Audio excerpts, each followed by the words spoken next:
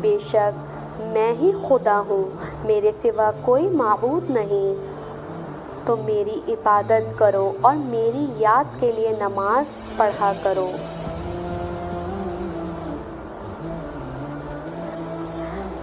دل اگر بوجھل ہے تو اسے سجدے میں جھکا دو، لفظ نہیں ملتے تو خاموش گفتگو میں اللہ کو ہر قصہ سنا دو، سجدہ کرو اور قریب ہو جاؤ اللہ کے۔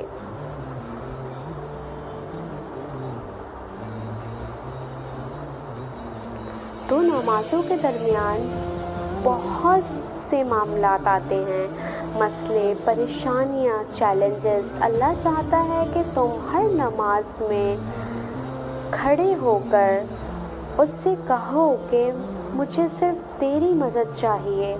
جب بار بار کہو گے تو کیا وہ مدد نہیں کرے گا؟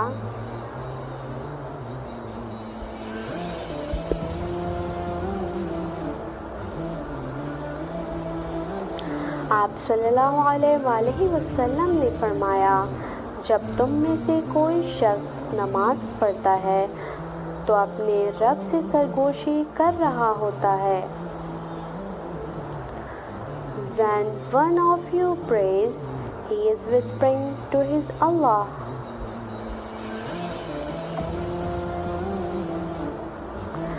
حضرت جابر رضی اللہ تعالیٰ عنہ سے روایت ہے کہ رسول اللہ صلی اللہ علیہ وآلہ وسلم نے فرمایا، بندے کے اور کفر کے درمیان نماز چھوڑ دینے کا ہی فاصلہ ہے۔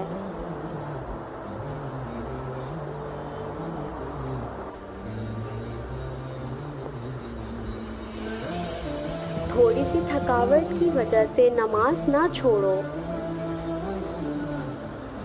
ان سے کچھ سیکھو جنہوں نے جسم پر خنجر ہوتے ہوئے بھی آخری سجدہ نہیں چھوڑا۔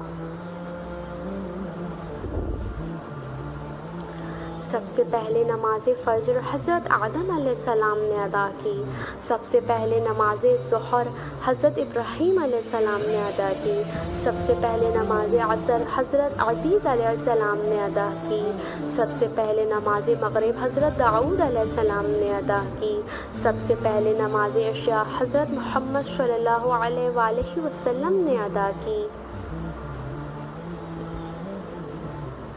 پریشانیوں کا سب سے بڑا اور خوبصورت حل نماز ہے۔ نماز سے نہ کہو مجھے کام کرنا ہے، بلکہ کام سے کہو مجھے نماز پڑھنی ہے۔ 99 problems, 1 solution.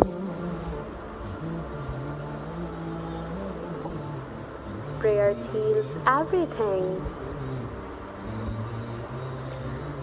بے شک نماز میں شفا ہے۔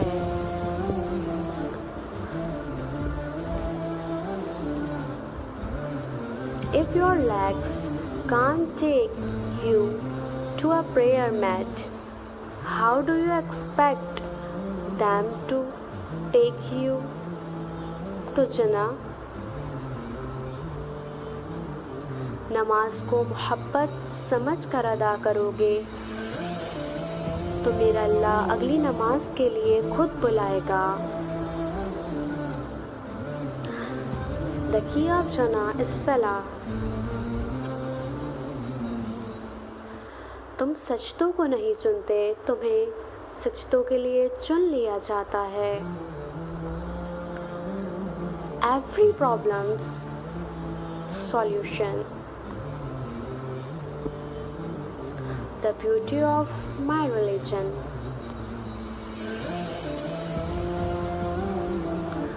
Salah is the medicine to the soul. Always remember, Quran is better than music. Salah is better than traditional. Prayer is better than sleep. Silence is better than bad speech.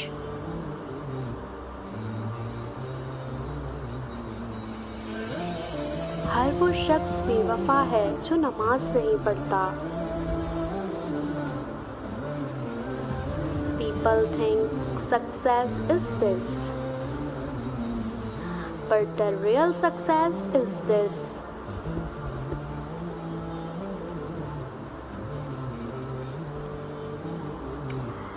Your today's prayer will shine your grave after your death. Never miss Salah, even if your day is going bad.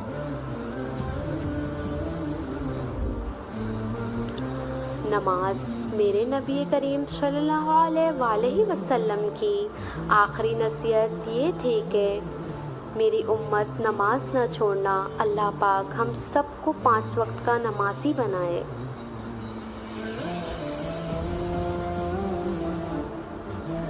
सजदे की ताकत ये है कि फर्श की सरगोशी अर्श पर सुनी जाती है।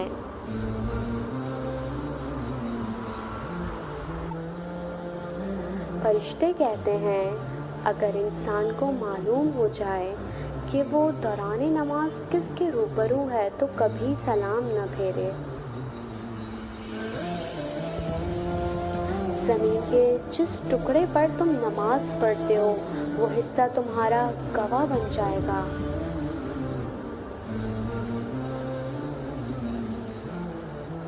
और नमाज गुनाहों को मिटा देती है।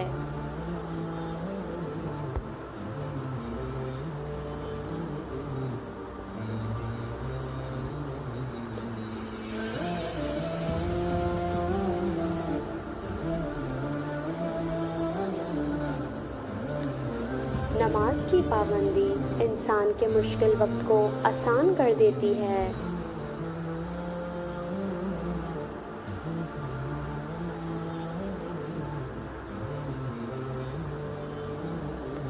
नमाज बोझ नहीं बल्कि तुम्हारे बोझ को हल्का करने का जरिया है।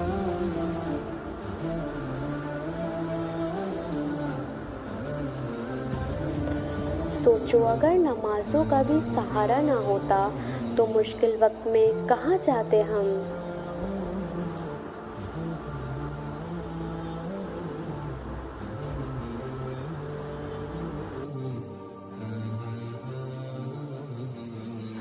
Your Salah will save you, heal you and protect you. Never abandon it.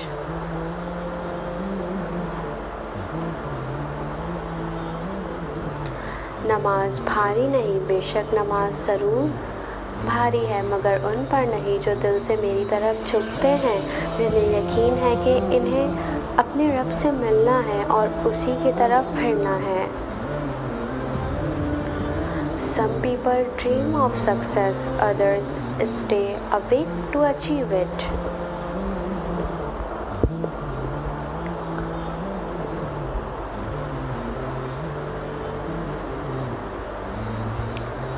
मुसीबत में सब्र और नमाज तो 2 कुंजियाँ हैं जो आपको अल्लाह ताला का साथ दिलवाती हैं। इनके बगैर ये साथ नहीं मिलता।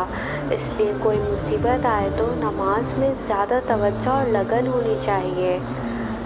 मुसीबत में खामोशी के साथ अल्लाह की रज़ा पर राज़ी होकर जो कुछ मौजूद है इस पर शुक्र करना और अल्लाह से आगे अच्छी उम्मीद रखना सही मायने में सब्र है।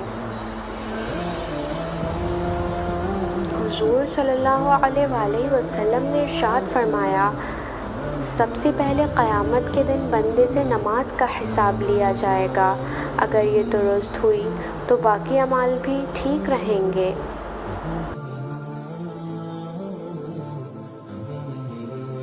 Like, comment, share and subscribe my channel.